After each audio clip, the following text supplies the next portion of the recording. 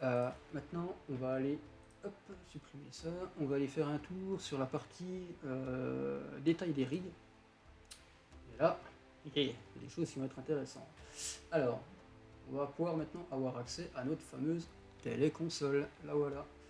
Donc si on clique là-dessus, sur le bouton téléconsole, on va faire activer la téléconsole. On peut attendre. Alors ça met un certain temps, hein, le temps que le rig renvoie les informations. Même si on clique par erreur et qu'on ferme la fenêtre, hop, automatiquement ça vient, ça se rouvre, on attend et bim, voilà, on a accès à notre téléconsole en SSH. Donc sécurisé. Donc si je fais, je sais pas moi, un show miner, hop, et ben voilà, ça fonctionne. Donc l'avantage c'est que ça permet de prendre la main à distance, quel que soit l'endroit où vous êtes, sans poser de problème. Alors, dans une vidéo précédente, je vous ai dit pourquoi j'ai fait le choix d'utiliser un éditeur tiers hein, plutôt que de développer le module en fait de SSH, simplement par mesure de sécurité, par le fait aussi qu'en utilisant un éditeur tiers, il assure la sécurité, il est responsable de la sécurité de son service, et c'est surtout qu'il maintient son service à jour. Voilà. Donc, soyez pas étonnés si des fois vous avez un message comme quoi il faut mettre à jour la téléconsole. Il y a juste une ligne de commande à taper, à ce moment-là, ça se mettra à jour, et moi, de toute façon, ça sera actualisé dans chaque mise à jour. Il n'y aura pas de... Je vais éviter en fait les actions manuelles de votre part, je vais essayer d'automatiser ça, ou peut-être même un cron qui va aller vérifier de façon régulière, une fois par semaine, s'il y a une nouvelle mise à jour ou pas. Voilà. Donc ça, c'est vraiment pour la partie téléconsole et la partie sécurisation du système. Petite précision, pensez bien quand vous avez fini avec votre téléconsole de taper exit. Exit en fait c'est juste pour fermer la session sur le rig pour être sûr qu'elle soit plus active. A savoir que j'ai paramétré un timeout d'1 heure, donc en gros si vous n'avez pas fait exit, 1 heure après la console va se fermer toute seule côté rig. D'ailleurs si on regarde sur le rig en question, vous allez voir que vous avez aussi, hop, fermé ici, activation de la téléconsole. Donc en fait vous savez s'il y a eu une téléconsole qui a été activée sur votre rig de façon entre guillemets frauduleuse, mais bon pour que ça arrive, voilà. D'ailleurs en parlant de ça, je vous conseille fortement d'activer la double authentification sur votre compte quand vous avez un compte Imos Plus pour éviter tout problème. On n'est pas à l'abri qu'un jour on se fasse pirater le Rig Center, sachant qu'on a déjà eu pas mal d'attaques dessus. Bon, jusqu'à maintenant ils ne sont pas réussi à traverser, mais il suffit que ce soit des acharnés et qu'on ait des problèmes derrière. Donc pensez quand même à mettre la double authentification. Voilà. Hop. Ça on va fermer. Tac tac, on va revenir ici.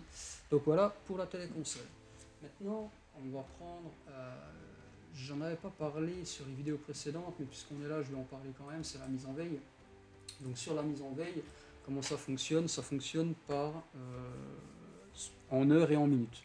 Donc en gros, si vous voulez 72 heures, enfin 3 jours, il faudra mettre 72 heures et toujours laisser au minimum 5 minutes. De toute façon, vous ne pourrez pas aller en dessous, le système vous remettra 5 automatiquement. Donc voilà, en gros, si vous avez besoin de mettre en veille vos rigs pour X raisons, peut-être température trop élevée à l'intérieur du local ou des choses comme ça, vous pouvez le faire sans forcément éteindre. L'avantage c'est que quand vous avez défini un temps, je sais pas, ça peut être une semaine, et bien une semaine après, automatiquement vos rigs repartent tout seuls et vous n'avez rien à faire, c'est automatique. Petite chose qu'il faut vraiment prendre en compte, c'est le paramétrage de la carte mère doit être fait pour pouvoir gérer les veilles en fait de cette méthode, avec cette méthode là, et aussi il faut que votre carte mère le supporte, parce que a priori c'est pas toutes les cartes mères qui gèrent cette fonctionnalité là. Voilà.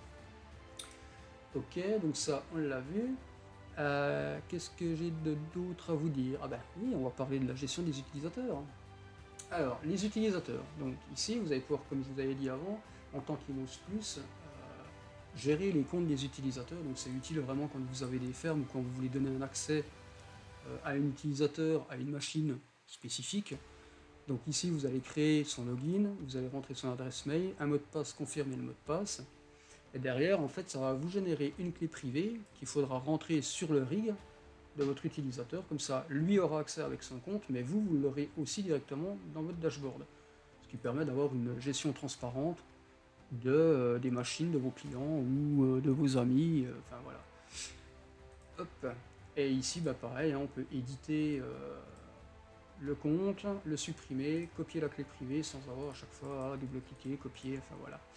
On voit ici aussi directement le nombre de machines déjà actives pour ce compte d'utilisateur, et ça permet en fait d'avoir un aperçu rapide. Voilà. Alors, qu'est-ce que j'ai d'autre à vous dire sur la partie Imos Plus? Et ben si, sur la partie Imos Plus, on va revoir les paramètres généraux qui ont évolué. Alors, ici, on va retrouver notre fameux bot Telegram, hein, ça ne change pas, et notre API. Alors, l'API, je vais vous la montrer, elle a changé, en fait. Elle a changé pourquoi? Parce qu'elle a été reformatée pour avoir quelque chose d'un peu plus logique, entre guillemets. Avant, c'était en fait tout à la suite. Aujourd'hui, c'est groupé par rig, et dans le rig, on retrouve après directement les items par GPU. Bon, voilà, j'en ai qu'un de GPU puisque c'est ma RX 5007. Mais en fait, ça permet d'avoir une infrastructure du JSON. Donc le JSON, c'est le format utilisé pour l'API, un peu plus, on va dire, organisé. Voilà. Et ça va servir pour un petit module que je suis en train de développer depuis quelques temps, là, qui sera mis en vente plus tard. Vous aurez une vidéo de présentation qui sera faite par mon pote Baradur, salut d'ailleurs. Et ça, ce sera en ligne, donc vous verrez, ça, je pense que ça va en intéresser plus d'un. Voilà. Après, c'est pareil, hein, l'API, vous pouvez vous en servir sur JDOM. Je sais que Anto et Molol s'en servent pour avoir un aperçu global au sein de leur domotique. Donc voilà. Alors, ensuite, je vais revenir en arrière. Ah, voilà. Hop, hop, hop. Donc voilà. Alors, du coup, on a fait le tour par rapport au compte Imos Plus. Je vais quand même préciser une petite chose sur le compte Imos Plus. Qu'est-ce que ça va apporter en plus par la suite? Donc aujourd'hui, vous avez un pack qui est listé dans le pop-up que je vous avais montré sur les vidéos précédentes, avec différentes fonctionnalités. Imos Plus, en fait, va avoir une évolution dans le temps qui sera beaucoup plus pertinente et beaucoup plus intéressante, qui donnera beaucoup plus de valeur au pack, en fait. En gros, ce que je veux dire par là, c'est que ça ne va pas s'arrêter à ce que vous avez vu là, aujourd'hui, dans cette vidéo. En gros, par exemple, pour le mode gris, vous aurez la possibilité d'ajouter des options, enfin des parties ici, comme l'adresse IP, la version, le temps de mineur, toutes ces choses-là, pour faire évoluer. Vous aurez aussi la possibilité, dans la gestion des utilisateurs, d'affecter des droits.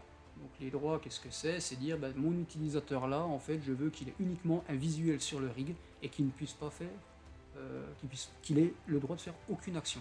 C'est-à-dire ne pas envoyer de template, ne pas modifier des valeurs, toutes ces choses-là.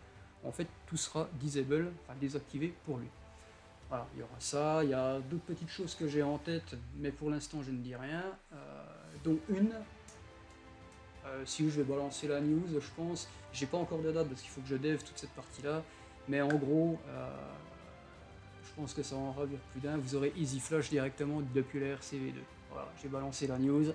Maintenant, c'est fait. Ça fait un petit moment que je cogite sur le truc, comment je vais organiser ça. Donc, ce sera fait, ce sera ajouté.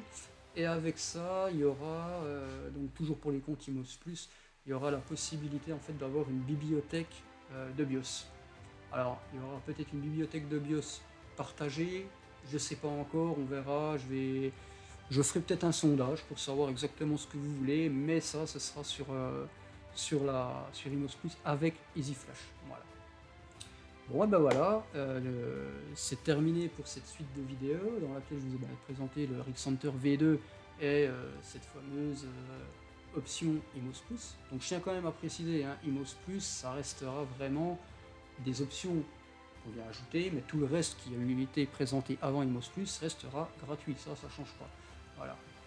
Et puis pour terminer, je vais... non, je vais faire une vidéo exprès pour ça. Allez, je vous dis à bientôt les mineurs.